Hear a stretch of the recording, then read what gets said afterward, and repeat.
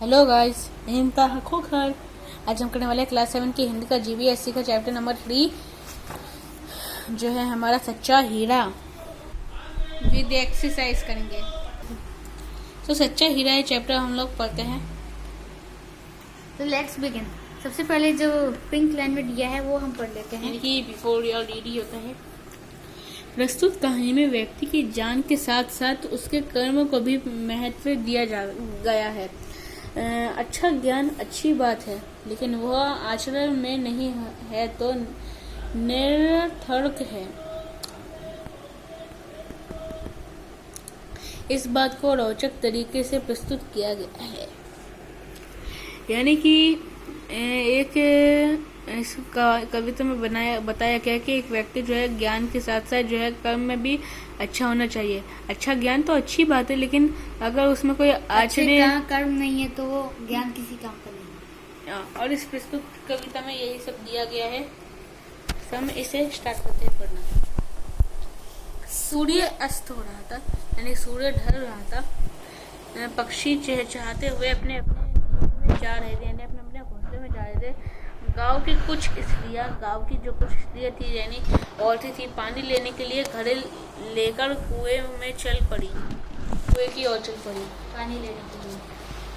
पानी भरकर कुछ स्त्रियों ने अपने घर तो लौट गई, परंतु उनमें से 4 कुएं की पक्की जगह पर बैठकर आपस में इधर उधर की बातें करने लगी। यानी कि यहाँ पे बीच में बैठकर इधर उधर की बातें करने लगी। बातचीत करते करते बात बेटों पर जा पहुंची। उनमें से एक की उम्र सबसे बड़ी लग रही थी। वो कहने लगी, भगवान सबको मेरे बेटे जैसा बना दे। मेरा बेटा लाखों में एक है। उसका कंठ बहुत मधुर है। वो अच्छा गाता है। उसका गीत को सुनकर कोयल और मैना भी चुप हो जाते हैं। लोग बड़े चाव से उसका गीत, ये जो उसने लाइन बोली ना, उसका गीत सुनकर कोयल और मैना भी चुप हो जाते हैं। ये उसने लालच में क्यों बोली कि कोयल और मैना इतना गीत अच्छा गाते कि सब इंसान चुप हो जाते, ना कि कोयल और मैना चुप हो जाएंगे। मतलब ये इसने फालतू बात करी। उसके बाद उनका दूसरी स्त्री का मन हुआ कि वो भी अपनी बेटी की प्रशंसा करे।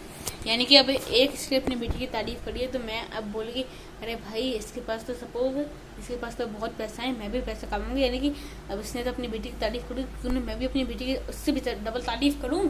इस तरीके से उसने पहली स्त्री से कहा, मेरे बेटे की बराबरी कोई नहीं कर सकता। वो बहुत ही शक्तिशाली और बहादुर है।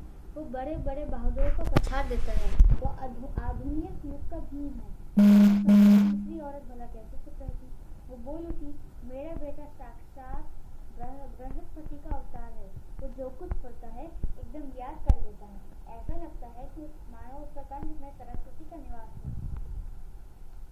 ये तो अपने बेटे की तारीफ ही करेगा। तीनों औरतों की बात सुनकर चौथी स्त्री चुपचाप बैठी रही। उसने अपने बेटे के बारे में कुछ न कहा।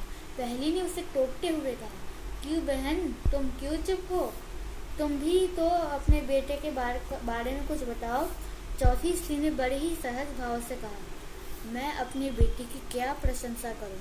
वो न तो गंधर्व सा गायक है, न भीम बलवान है, न ही बृहस्पति सा बुद्धिमान।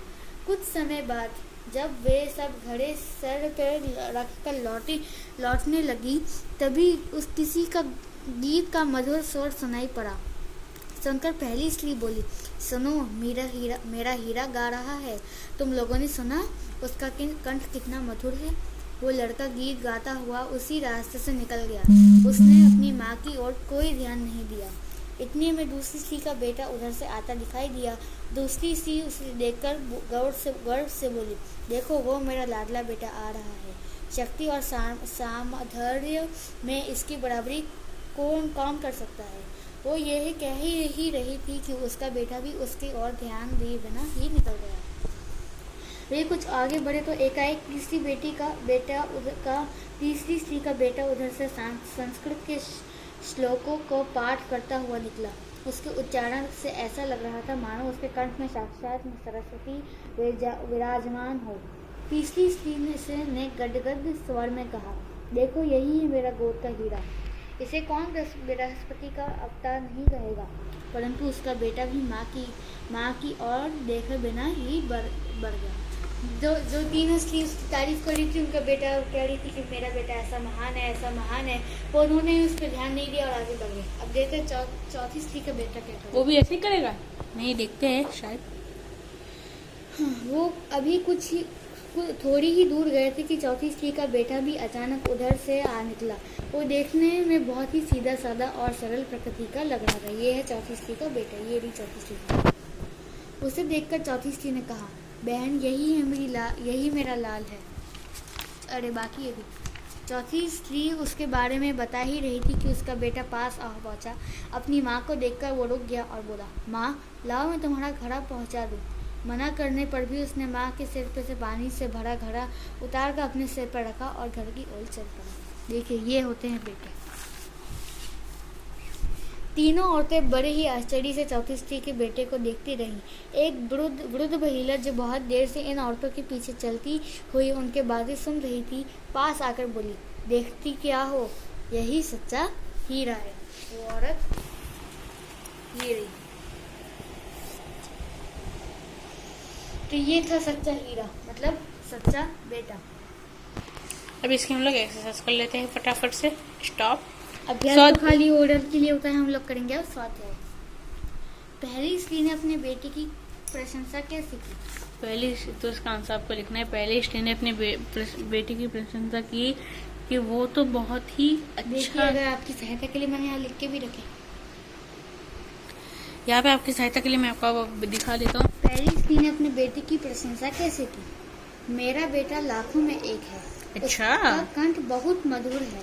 वो बहुत अच्छा गाता है। उसका गीत को सुनकर कोयल और मैना भी चुप हो जाती हैं। अच्छा। बड़े चाव से उसका गीत सुनते हैं। ये रहा। अच्छा, यहाँ से आएगा, मैं आपको पेंसिल से टिक करके भी बता देती हूँ। अच्छा, हमको सिखाई ना है।